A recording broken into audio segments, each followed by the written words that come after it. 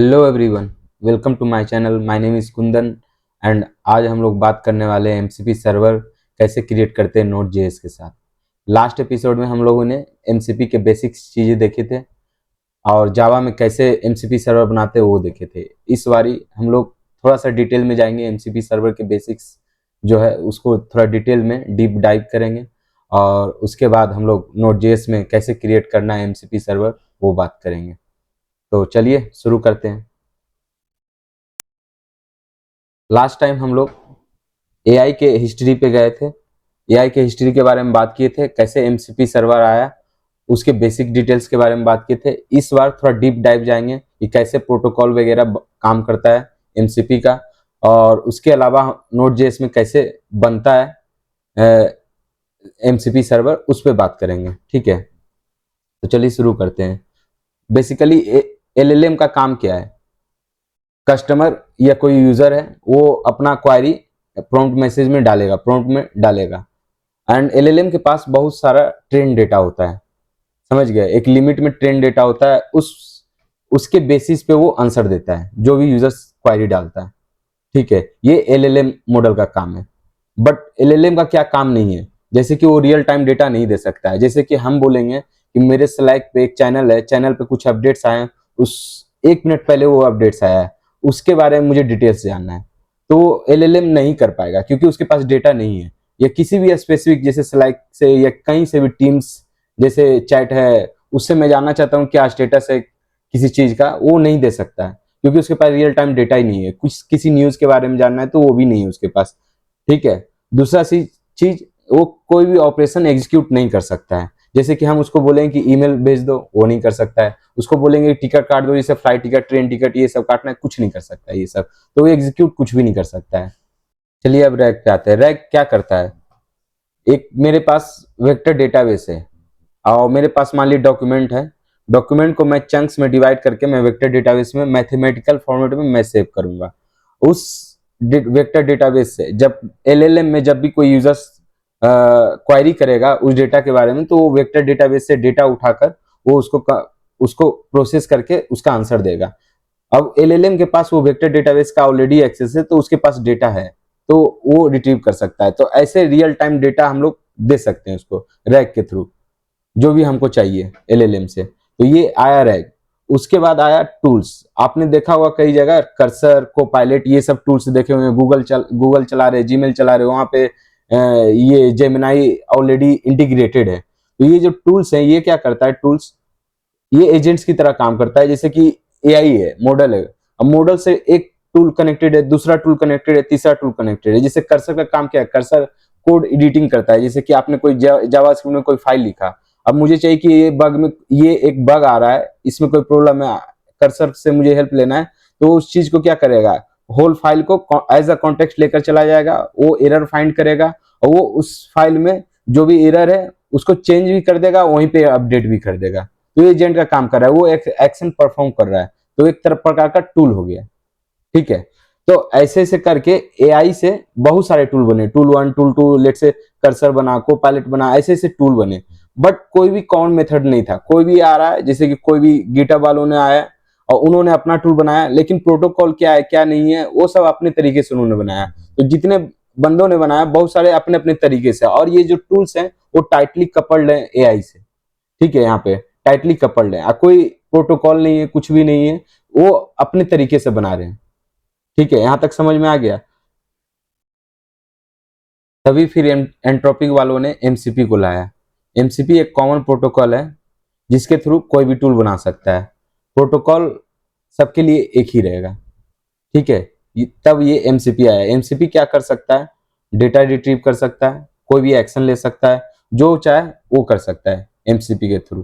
ठीक है, इसको आप ऐसे सोच सकते हैं कि ये यूएसबी केबल है। ठीक है, जब यूएसबी केबल आया, यूएसबी सी टाइप केबल आया, तो किसी भी मोबाइल में, हेडफोन में, लैपटॉप में, सबके लिए एक ही प्लग होता है। ठीक है, तो ऐसे ही सेम एमसीपी है। एमसीपी एक सर्वर जो भी है उसके अंदर टूल्स रहेंगे, और कोई भी टूल कोई भी सर्विसेज से कनेक्ट कर सकता है, कोई भी रिसोर्सेज से कनेक्ट कर सकता है, चाहे वो नोड जो जेएस का सर्वर हो, चाहे वो जावा का सर्वर हो, किसी से भी वो कनेक्ट करेगा। अब एमसीपी का काम है एआई को कैसे कॉन्टेक्स्ट प्रोवाइड करना है।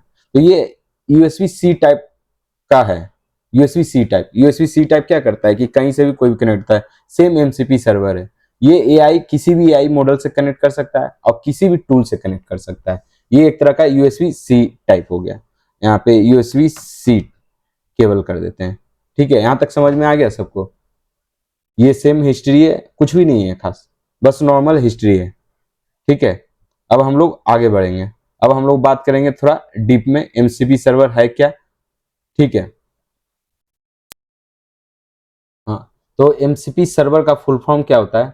Model context protocol. मॉडल जो है कोई मॉडल हो सकता है, जैसे कि एलएलएम मॉडल हो सकता है, वॉइस मॉडल हो सकता है, इमेज मॉडल हो सकता है, कोई मॉडल किसी चीज से रिलेटेड हो सकता है, इसको मॉडल कहते हैं। उसके बाद कॉन्टेक्स्ट आ गया, लाइक हम लोग कैसे एलएलएम को कॉन्टेक्स्ट दे या एआई को कैसे कॉन्टेक्स्ट दे। जैसे कि नीचे आप देख सकते हैं, मैंने लिख रखा है, let me know if my PR in my GitHub repo has been approve.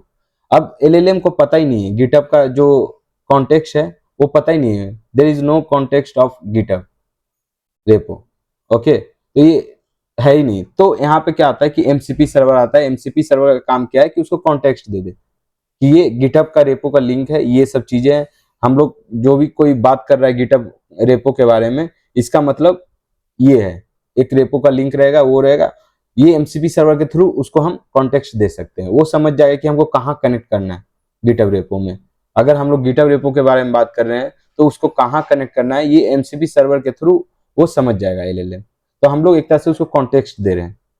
समझ गए यहाँ तक? तो हम लोग किसी तरह कॉन्टेक्स्ट देना है एलएलएम को। समझ गए? अब आगे आते हैं प्रोटोकॉल पे। स्टैंडर्ड प्रोटोकॉल और rules to communicate between client and server. तो जो प्रोटोकॉल रहेगा, जो एमसीपी सर्वर है और एलएलएम है, इन दोनों के बीच में कम्युनिकेशन कैसे होगा, इसके लिए प्रोटोकॉल है। समझ गया? तो वो प्रोटोकॉल इस चीज को रेफर कर रहा है। अब जैसे कि हम सर्वर से और फ्रंट एंड से बात करते हैं, तो किस प्रोटोकॉल में बात करते हैं? एचटीटीपी, एचटीटीपीएस, ये सब जो हो गए बात करने का जो प्रोटोकॉल्स हो गया। सेम वे अगर एलएलएम को बात करना है किसी एमसीबी सर्वर से या कोई टूल से, तो किस वे में बात करें, तो उसको प्रोटोकॉल बोलते हैं। समझ गए यहाँ तक? ये क्लियर है? चलिए आगे बढ़ते हैं। यहाँ पर मैंने लास्ट टाइम आर्किटेक्चर आपको बताया था कि यहाँ पे एक एमसीपी होस्ट रहेगा, जैसे क्लाउडी, आईडी या टूल्स जो भी है, समझिए, जैसे कि कोपायलट हो गया।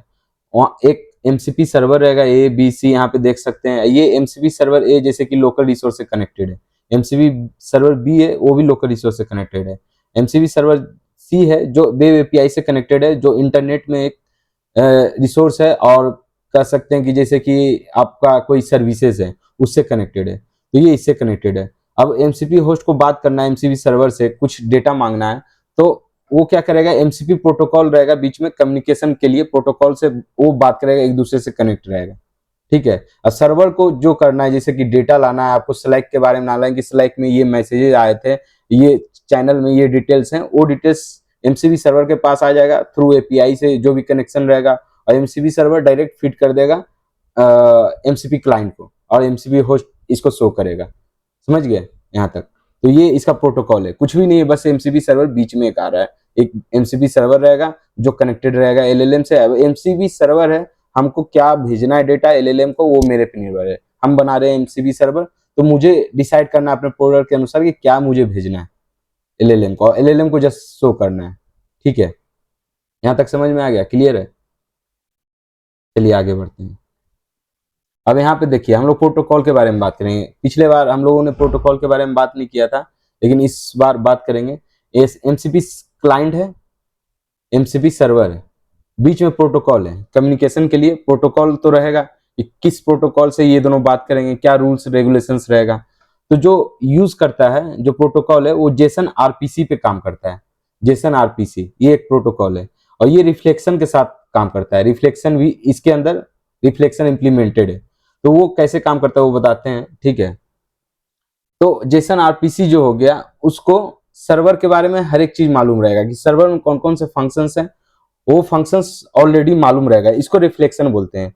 रिफ्लेक्शन क्या है कि सर्वर में जितने फंक्शंस बने हुए हैं, कौन कौन से फंक्शन है, वो ऑलरेडी मालूम रहेगा। अब एआई सॉरी कुछ भी लिखा, जैसे कोई भी कॉन्टेक्स्ट लिखा कि मुझे गिटहब रेपो का ये चीज चाहिए, एक्सेस चाहिए, या गिटहब रेपो में एक पीआर है उसके बारे में जानना है कि अप्रूव हुआ कि नहीं, ठीक है। अब वो गिटहब रेपो जो मैंने वो जो लिखा है, मैंने क्वारी डाला है, उस क्वारी के अनुसार वो ऑलरेडी वहां पे एआई के पास और क्लाइंट के पास ऑलरेडी सारे फंक्शंस के नाम रहेंगे और वो उसी फंक्शन को कॉल करेगा। ये रिफ्लेक्शन के थ्रू ही होता है। रिफ्लेक्शन के पास सारे डिटेल्स होते हैं कि कौन से फंक्शंस ऑलरेडी हैं टूल्स पे, और एलएलएम उससे कनेक्ट कर लेता है कि ये फंक्शन इस क्वेरी के लिए हमको ये फंक्शन पे जाना है, क्योंकि हम लोगों ने कॉन्टेक्स्ट दे रखा है उसको फंक्शन का। और जेसन आरपीसी का ये स्ट्रक्चर रहता है, जेसन आरपीसी 2.0। मेथड का नाम जैसे सब्ट्रैक्ट है, सर्वर पे कोई सब्ट्रैक्ट होगा, कोई फंक्शन नाम होगा, और जो पैरम्स हम लोग को भेजना है, पैरम्स भेज सकते हैं और आईडी भेजना है। ये स्ट्रक्चर होते हैं जेसन आरपीसी के। ये स्ट्रक्चर है प्रोटोकॉल के, डेटा कैसे कम्युनिकेट होगा, और वहां से सर्वर से ये रिजल्ट आएगा जेसन आरपीसी 2.0, रिजल्ट जो भी रहेगा। इस तरीके से हम लोग कम्युनिकेशन करते हैं। रिफ्लेक्शन का क्या काम है, ये सर्वर को allows the server to list all supported method. तो सर्वर में जितने भी मेथड्स हैं वो रिफ्लेक्शन उसको क्या करेगा, फेच करेगा, और क्लाइंट को ऑलरेडी पता रहेगा कि ये मेथड्स हैं उनके पास, ठीक है। यहां तक समझ गए, क्लियर है। ये क्या यूज करते हैं हम लोग प्रोटोकॉल के लिए, जेसन आरपीसी यूज करते हैं, रिफ्लेक्शन साथ में जेसन आरपीसी, ये आपको जेसन फॉरवर्ड में होता है, ठीक है। और इसमें जेसन आरपीसी में जेसन आरपीसी 2.0 वर्जन ऐसे भेजना पड़ता है, पैरामीटर्स, मेथड का नाम, पैरम्स और आईडी। और रिफ्लेक्शन, रिफ्लेक्शन क्या करता है, रिफ्लेक्शन का काम इतना है कि बस उसको पता है, रिफ्लेक्शन के थ्रू क्लाइंट को पता होता है कि कौन से फंक्शंस ऑलरेडी सर्वर पे अवेलेबल हैं, ठीक है। यहाँ तक ये यहाँ पे काम है, प्रोटोकॉल का मतलब हुआ। अब ट्रांसपोर्ट का टाइप क्या है, किस तरीके से कम्युनिकेट करना है, वो स्ट्रक्चर हो गया। जेसन आरपीसी एक स्ट्रक्चर की ये प्रोटोकॉल है, ये स्ट्रक्चर से ये कम्युनिकेशन होना है। लेकिन वो ट्रांसपोर्ट कैसे होगा, कैसे हम लोग डेटा कम्युनिकेट करेंगे, ठीक है। तो एक स्टैंडर्ड इनपुट आउटपुट हो गया। स्टैंडर्ड में जैसे कि लोकल हमको अब लोकल में एमसीबी सर्वर चला रहा हूँ, ठीक है। अब एक कंसोल रहेगा, कंसोल में एआई से क्लाइंट जो है वो अपना इनपुट भेजेगा, और आउटपुट जो भी प्रोसेस होगा सर्वर पे वो अपना आउटपुट भेजेगा स्टैंडर्ड आईओ पे, मींस कंसोल पे। तो इसके थ्रू ये कम्युनिकेशन होता है। ये कहाँ पे यूज होता है बेसिकली, अगर आपको एमसीबी सर्वर क्लाइंट पे चलाना है, मतलब कि आपका एमसीबी क्लाइंट भी आपके सिस्टम में, जैसे कि क्लाउडी डेस्कटॉप हो गया, और आपका एमसीबी सर्वर भी इसमें सिस्टम में, मेरे पर्सनल सिस्टम में, तो यहीं पे चलाना है, लोकल में चलाना है, तब यहाँ पे स्टैंडर्ड इनपुट आउटपुट का हम लोग यूज करेंगे। और दूसरा जो हो गया मेथड हो गया सर्वर सेंट इवेंट। ये भी एचटीटीपी बेस्ड पे है, ठीक है। बस ये सर्वर सेंट से, सर्वर से इवेंट्स ट्रिगर होंगे, और हमको जब भी कॉन्फ़िगरेशन करते हैं एमसीबी के बारे में, तो हमको एक यूआरएल देना पड़ेगा कि कहाँ पे वो डिप्लॉयड है, और सर्वर उसको इवेंट सेंड करेगा, उसके थ्रू कम्युनिकेशन होगा। ये दो तरीके हैं ट्रांसपोर्ट के, और भी हैं लेकिन ये दो मेजर तरीके हैं, ठीक है। यहाँ तक हम लोग को जानना जरूरी है, अभी क्लियर है यहाँ तक। तो ये ट्रांसपोर्ट के टाइप्स हो गए, ये प्रोटोकॉल के मेथड्स हो गए कि कैसे बात करते हैं, कैसे डेटा का जो फॉर्मेट होना चाहिए कैसा रहेगा, कम्युनिकेशन के लिए जो डेटा आदान प्रदान होगा वो कैसे होगा, उसका स्ट्रक्चर क्या रहेगा। ये ट्रांसपोर्ट हो गया, किस तरीके से ट्रांसपोर्ट होगा, डेटा यहाँ से वहां जाएगा। यहाँ तक क्लियर है। अब जैसे कि यहाँ पे आते हैं, एमसीपी होस्ट है, होस्ट क्लाउडी जैसे हो गया, और क्लाइंट रहेगा एमसीपी क्लाइंट। ये दोनों एक दूसरे से कनेक्शन रहेगा, एमसीपी क्लाइंट और एमसीपी सर्वर, ये प्रोटोकॉल जो भी एमसीपी का जो प्रोटोकॉल है उससे कनेक्टेड रहेंगे। लेट से एमसीपी सर्वर के पास टूल 1 है, टूल 2 है, ठीक है। टूल 1 जो है टिकट सर्विस से कनेक्शन है, टूल 2 का कनेक्शन वेदर सर्विस है। अब मैं एआई में मैंने क्लाउडी पे मैंने मारा कि मुझे एक टिकट बुक करना है, या मुझे टिकट फाइंड करना है कि कल का टिकट कितने में मिल रहा है और टाइमलाइन क्या है। तो ये टूल पे जाएगा। एमसीपी क्लाइंट के पास ऑलरेडी फंक्शंस हैं, जितने टूल हैं, टूल एक फंक्शन हो गया, अब उस फंक्शन का डिटेल ऑलरेडी एमसीपी क्लाइंट के पास है। तो मैं भी ये टिकट के बारे में जैसे मारूंगा कि मुझे टिकट फेच करना है, या टिकट के बारे में जानना है कि यहाँ से यहाँ तक कितने बजे फ्लाइट है, ये कितना प्राइस है, ठीक है। तो उसके अनुसार बेस्ड ऑन द कॉन्टेक्स्ट उसको पता चल जाएगा कि ये फंक्शन हम लोगों को कॉल करना है, ये टूल हम लोगों को कॉल करना है, और वो परमिशन मांगता है, और उस टूल पे जाके वो कॉल होता है, उस टूल को कॉल करते हैं, और ये सीधा का सीधा टिकट सर्विस में चला जाएगा। और वेदर सर्विस के बारे में जानना है कि हम लोग को न्यू दिल्ली का मौसम कैसा है, तो ऑलरेडी फंक्शंस वहां पे रहेंगे। ये मैं आगे आपको Node.js में दिखाने वाला हूँ कि कैसे काम करता है, प्रॉपर तरीके से मैं बताऊं कि ये टूल है क्या है। अब इसका सारा डिटेल्स आई होप आपको समझ में आ गया होगा, समझ गए। तो फिर से मैं एक बार रिपीट कर देता हूँ, MCP model context protocol. Model क्या हो गया, कोई भी model, LLM model, voice model, कोई भी मॉडल हो गया। कॉन्टेक्स्ट क्या हो गया, कॉन्टेक्स्ट हम लोग को फिट करना पड़ता है, उसको पता होना चाहिए एलएलएम की कि हम किसके बारे में बात कर रहे हैं। जैसे कि यहाँ पे आपने एग्जांपल देखा कि late me know if my PR is my GitHub repo, मतलब गिटहब रेपो में जो मेरा पीआर है वो अप्रूव हुआ है कि नहीं। लेकिन जब तक मैं टूल्स कनेक्टेड नहीं कर रखा हूं तो उसको पता ही नहीं है कि गिटहब जो रेपो है वो क्या है, कौन सा गिटहब रेपो के बारे में हम बात कर रहे हैं।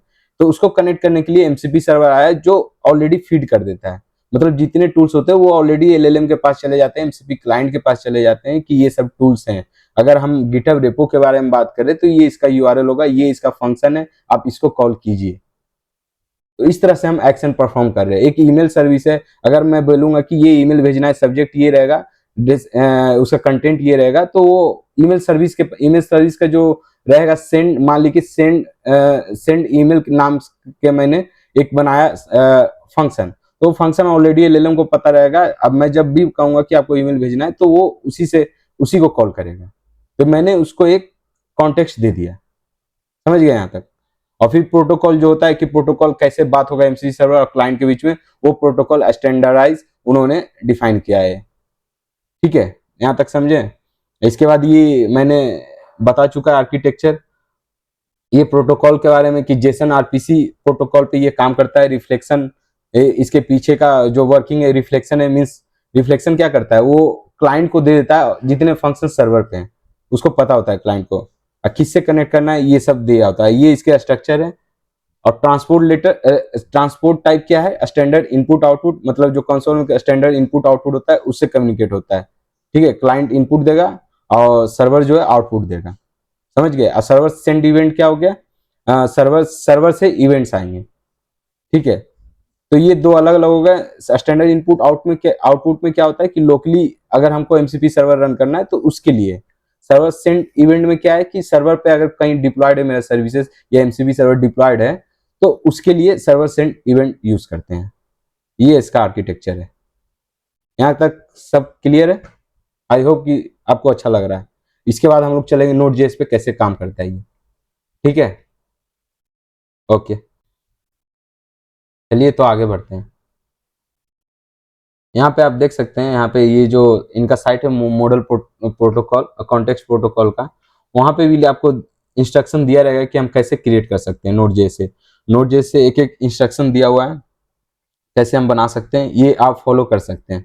ठीक है, स्टिल मैंने अपना एक एग्जाम्पल दे रखा है, मैं उस एग्जाम्पल के थ्रू चलूंगा। उसके पहले मैं क्या करूंगा आपको बताता हूँ कि एक मैंने सर्विस बना रखा है, लोकल सर्विस बना रखा है जो ई कॉमर्स साइट है। तो एक ये एपीआई ये है कि कार्ट में क्या क्या आइटम्स हैं, ये रिटर्न करेगा डेटा कार्ट में जो जो एडेड है। एक आपका मैं लेकर चलता हूँ यहाँ पे, ये आइटम्स रिटर्न कर रहा है। ये माई आइटम्स जो मैंने अपना खरीदा है कि मैंने ये प्रोडक्ट खरीदा है, ये प्रोडक्ट खरीदा है, उसकी लिस्ट ये रिटर्न करेगा। अब मुझे जो बाय करना है, मुझे ये प्रोडक्ट मैं पूछूंगा पहले एलएलएम से कि मेरे पास कार्ट में कितने आइटम्स है। मैंने पूछा, अब मेरे पास मान ली 5 आइटम्स है, 5 आइटम्स में मैंने किसी एक का नाम लिया कि मुझे ये प्रोडक्ट जैसे कि आईफोन खरीदना है, वो खरीदेंगे। ठीक है, तो ये एपीआई ये सर्विस है और ये आइटम्स ये जेसन फॉर्मेट में डेटा है। ठीक है, यहाँ आपको ज्यादा कुछ जानना नहीं है, बस मैं ये बता दे रहा हूँ कि एपीआई क्या काम करता है। ठीक है, नॉर्मल। अब इस सर्विस को मैं कनेक्ट करूंगा एमसीपी सर्वर से, Node.js के थ्रू जो एमसीपी सर्वर बनाऊंगा वहां से ये कनेक्टेड रहेगा। मीन्स मुझे अगर मैं एआई से पूछूंगा कि कार्ट में मेरे क्या क्या आइटम्स है, तो एमसीपी सर्वर के पास जाएगा टूल, उसको पता चलेगा, उस टूल से ये सर्विस इस सर्विस पे एपीआई कॉल होगा। समझ गए यहाँ तक।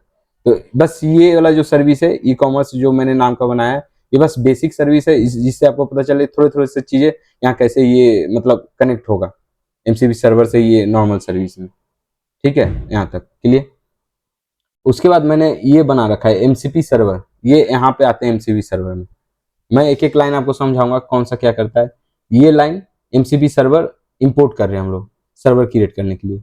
ठीक है, ये स्टैंडर्ड सर्विस सर्वर ट्रांसपोर्ट है। ये इसलिए कर रहे हैं कि हम लोग को वो जो रन करना है ट्रांसपोर्ट लेयर है स्टैंडर्ड इनपुट आउटपुट, उसके लिए इसको मैं इंपोर्ट कर रहे हैं। ठीक है, ये जेड जो है ये यहाँ यूज होता है, जैसे कि मैं आगे बताता हूँ कि ये कहाँ यूज होगा। ठीक है, अब इसके बाद क्या करते हैं, ये सर्विस सर्वर है, मैं यहाँ पे सर्वर क्रिएट कर रहा हूँ। ठीक है, ये ये इस रेपो से लेना नहीं है इसको। ठीक है, हाँ, यहाँ पे एमसीपी सर्वर एक की मैं क्रिएट कर रहा हूँ जिसका नाम है ई कॉमर्स। ठीक है, और रिसोर्सेस जैसे कि आप डाल सकते हैं, जैसे एसक्यूएल से कनेक्ट करें या कोई डॉक्यूमेंट आपको देना है क्या, या कोई टेक्स्ट डॉक्यूमेंट देना है, तो वो सब यहाँ पे ऐड कर सकते हैं। टूल्स भी ऐड कर सकते हैं, बट यहाँ मैंने आगे सर्वर डॉट टूल से मैं ऐड कर रहा हूँ। ये हो गया, आपको एमसीपी सर्वर क्रिएट हो रहा है। ठीक है, ये यहाँ पे टूल्स ऐड हो रहे हैं, जितने टूल हैं। ठीक है, ये मेन फंक्शन है। मेन फंक्शन में मैंने क्या किया, एक ट्रांसपोर्ट बनाया, स्टैंडर्ड आईओ सर्वर ट्रांसपोर्ट, ये मैंने बनाया ट्रांसपोर्ट, और इसको सर्वर को कनेक्ट कर दिया। ये ट्रांसपोर्ट से सर्वर कनेक्टेड है, मतलब ये सर्वर पे जो ट्रांसपोर्ट होना है वो इस वे में होना है, स्टैंडर्ड आईओ वाले। ठीक है, तो ये मेन को मैंने कॉल किया, कुछ भी रहता है तो ये यहाँ पे लॉक करेगा।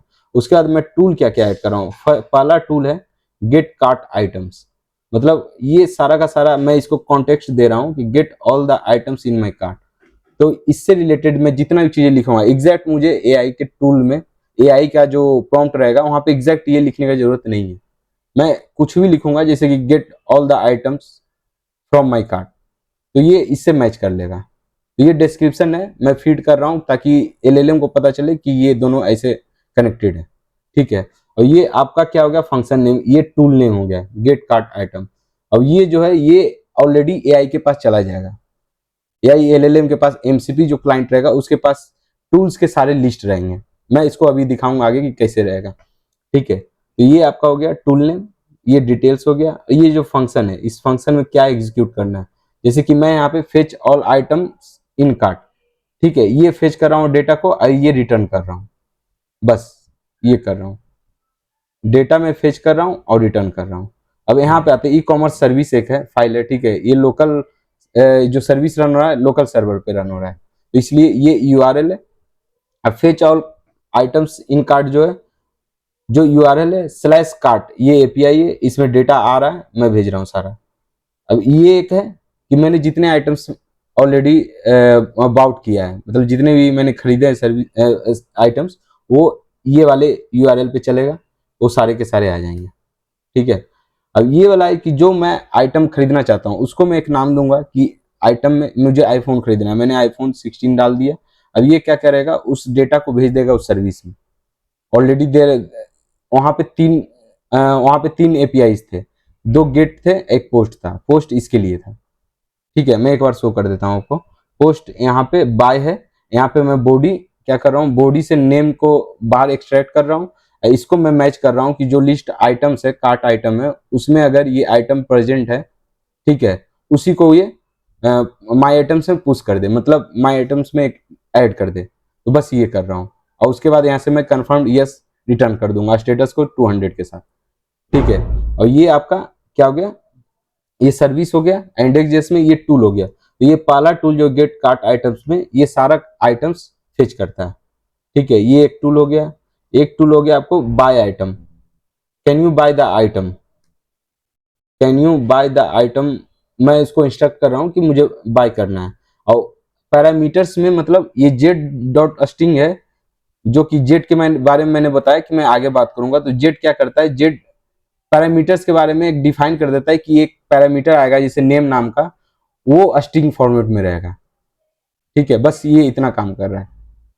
और यहाँ पे एसिंग में जो फंक्शन बना रहे हैं, ये वाला जो फंक्शन है नेम जो है, ये बस जैसे ये एग्जीक्यूट होता है, ये टूल एग्जीक्यूट होगा तो उस टाइम में ये जो पैरामीटर्स आएगा वो यहाँ पे पास कर देगा इसको। ठीक है, नेम लिखना जरूरी है क्योंकि नेम पास कर रहे तो नेम ही होना चाहिए। अब यहाँ पे ये जो एपीआई सेम है, सेम ये सर्विस का जो फंक्शन है ये कॉल कर रहे हैं। ठीक है, ये कॉल करने के बाद जो डेटा आएगा मैं यहाँ पे रिटर्न कर दूंगा। दूसरा टूल क्या हो गया, गेट बाउट आइटम, ये मतलब जितने मैंने ऑलरेडी बाय कर चुका है, खरीद चुका है, उसके बारे में get all the items which is bought. ठीक है, विच इज परचेज अबाउट। तो ये वाला सेम, ये वाला जो मैंने बनाया था फंक्शन, ये वाला है। ये लिस्ट ये रिटर्न करेगा। ये 3 मैंने टूल्स बनाए हैं, समझ गए यहाँ तक। ये क्या है, 3 मैंने टूल्स बना रखे हैं। अब यहाँ पे आते हैं हम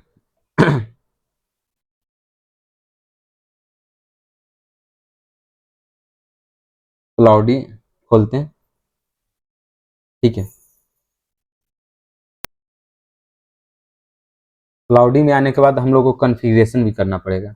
जैसे कि यहाँ पे आया क्लाउडी, इसके बाद हम लोग सेटिंग्स में जाएंगे। सेटिंग्स में जाने के बाद अब डेवलपर सेक्शन में जाएंगे। यहाँ पे एडिट कॉन्फ़िगरेशन कर सकते हैं। ये फाइल आएगा, ये फाइल को मैं ओपन कर लूँगा, ठीक है। यहाँ विजुअल स्टूडियो कोड में ये ऑलरेडी ओपनड है। तो ये मैंने लास्ट टाइम जो मैंने जावा पे बनाया था उसका ये वाला है, ठीक है। आर्ग्यूमेंट्स कैसे रन करना है, ये कमांड देना था कि लोकल ये जो एमसीपी सर्वर है वो कैसे रन हो। और यहाँ पे सेम वे में मुझे यहाँ पे कमांड देना है ये नोड जेएस के लिए। पहला कमांड है कि जो नोड है वो कैसे, नोड अगर मुझे रन करना होता है कोई भी JS file, node index dot JS file ये रन करना होता है, ठीक है। तो ये सेम कमांड है, बस मैंने एक पाथ दे रखा है क्योंकि मेरे लोकल में बहुत सारे वर्जन है, एनवीएम वर्जन होते हैं ना, उसके अंदर बहुत सारे वर्जन मैनेजर के अंदर बहुत सारे वर्जन है, 12 है, 13 है, 14 है। सो मुझे 20 टारगेट करना था, 20 पे मुझे करना था, इसलिए मैंने ये अलग से पाथ दे रखा है।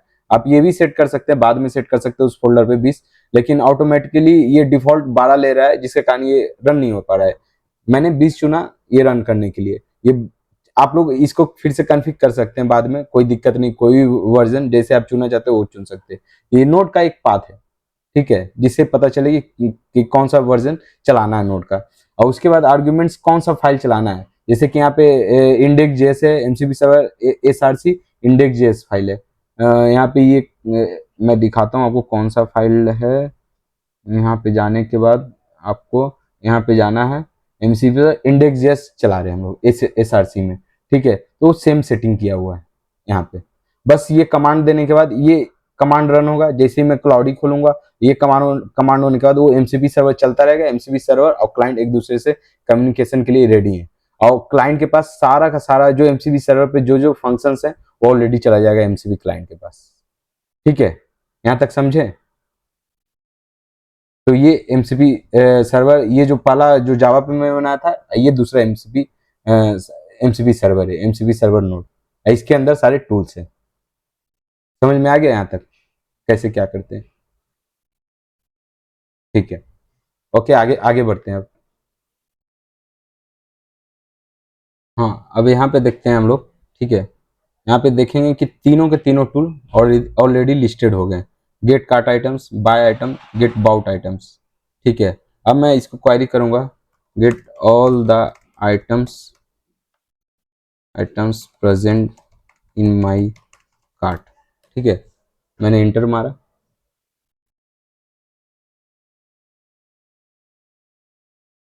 अब ये इसके बारे में अप्रूवल चाहिए इसको कि मैं कुछ ऐसा ऐसा, ये हमेशा मांगेगा क्योंकि कुछ ऐसा ऐसा ना हो जाए कि जैसे कि डेटा पुश करना है तो गलत डेटा हो जाए, तो एक बार चेक करने के लिए वो हमेशा मांगता है। तो ये गेट कार्ट आइटम्स है, ये वाला फंक्शन इसको रन करना है। तो एमसीपी क्लाइंट को पता है कि कौन सा फंक्शन कॉल होने हैं, कौन सा टूल कॉल होना है, ठीक है। अलाउंस किया। अब यहाँ पे कोई भी पेलोड नहीं जा रहा है रिक्वेस्ट में, ठीक है। अब ये जो टूल था, ये आइटम्स थे iPhone 16, Puma T shirt, Levi's, उसके बारे में और आईडी।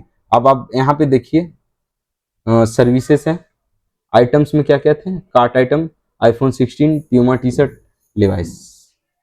देख रहे हैं कैसे काम कर रहा है, समझ में आया आपको। एमसीबी क्लाइंट में मैंने डाला, ये सर्वर से बात किया, एमसीबी सर्वर बात किया third party e commerce service से, ठीक है। एमसीबी सर्वर यहाँ रहा, ये सर्विस रहा और ये क्लाइंट रहा। क्लाइंट एमसीबी सर्वर से सर्विस फिर रिटर्न किया डेटा, और एमसीबी सर्वर फिर रिटर्न किया डेटा और इसको शो किया। तो ऑलरेडी इसको कॉन्टेक्स्ट मालूम है, तीनों टूल्स के बारे में इसको कॉन्टेक्स्ट मालूम है। जब भी मैं इसके रिलेटेड मैंने जैसे लिखा कि get all the items present in my cart, तो इसको पता है, ठीक है। अब मैं इसको क्या करता हूँ, डिसेबल करता हूँ, सारे को मैं डिसेबल कर दूंगा, ठीक है। अब इसके बाद देखते हैं, सेम चीज मारते हैं।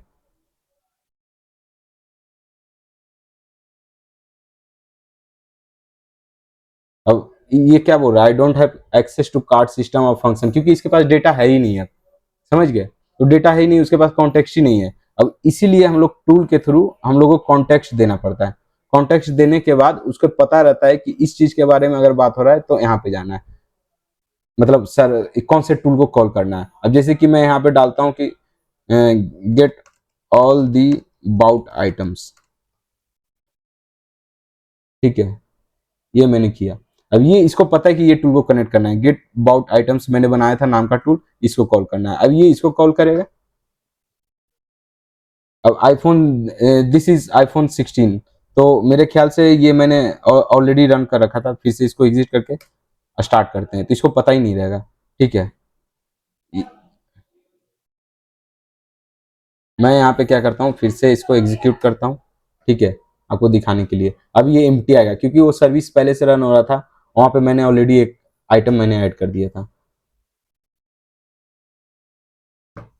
अब देखते हैं आगे क्या आता है। यहाँ पे कोई भी item, you don't have any bought items at the moment. अब मैं क्या करूँगा, जो लिस्ट है ये, मैं एक टी शर्ट खरीदता हूँ, ठीक है, Puma T shirt. Can you buy Puma T shirt for me, I have asked. मैंने उससे पूछा कि can you ask Puma T shirt for me, ठीक है। अब ये डायरेक्टली ये कंफर्म मीन्स यस, ये ऑलरेडी बाउट कर लिया है, मतलब खरीद चुका है। अब मैं देख लेता हूँ एक बार लिस्ट, ठीक है। कहाँ गया, get all the items, bought items, मैं एंटर करता हूँ। अब देखते हैं, देखिए प्यूमा टी शर्ट आ गया जो मैंने बाय किया था लेटेस्ट। अब मैं दूसरा एक और बाय करता हूँ, ठीक है। एक मैं क्या करता हूँ, मैं लेवाइस 16 को मैं बाय करता हूँ, ठीक है। Can you buy Levi's iPhone 16, ठीक है। देखते हैं, ये कंफर्म यस कर दिया, मतलब बाय ऑलरेडी हो चुका है। Perfect, I have successfully purchase the iPhone. अब मैं क्या करता हूँ कि मैं इसको क्या करता हूँ, सर्च करता हूँ क्या क्या मेरे मैंने क्या क्या ऑलरेडी बाय कर रखा है, तो ये लिस्ट शो कर देगा। देखिए कितना इजी है। प्यूमा टी शर्ट, आईफोन 16, दो आइटम्स मेरे पास है ऑलरेडी। मेरे पास जो ये जो क्लाइंट है, मीन्स आपके एलएलएम के जो क्लाइंट है, मैं वहाँ पे कुछ भी क्वेरी कर रहा हूँ, मुझे कुछ नहीं पता, मैंने उसको कॉन्टेक्स्ट दे दिया एमसीपी क्लाइंट के थ्रू, और सर्वर से मैंने जितने टूल्स है क्लाइंट के पास चला गया। अब इसको पता है कि मुझे ये चीज एग्जीक्यूट करना है, वो कैसे करना है, किस चीज को कॉल करना है, किस टूल को करना है। कितना ईजी था, मुझे कहीं जाने की जरूरत नहीं मुझे ई कॉमर्स के साइट पे जाने की जरूरत है, मैं यहाँ से ही उसको इंस्ट्रक्शन दे रहा हूँ और वो सारी चीज कर रहा है। कितना इजी है, आप टिकट भी काट सकते हैं, कुछ भी कर सकते हैं आप, सोचिए। तो ये नोट जे से क्रिएट किया हुआ था, समझ गए।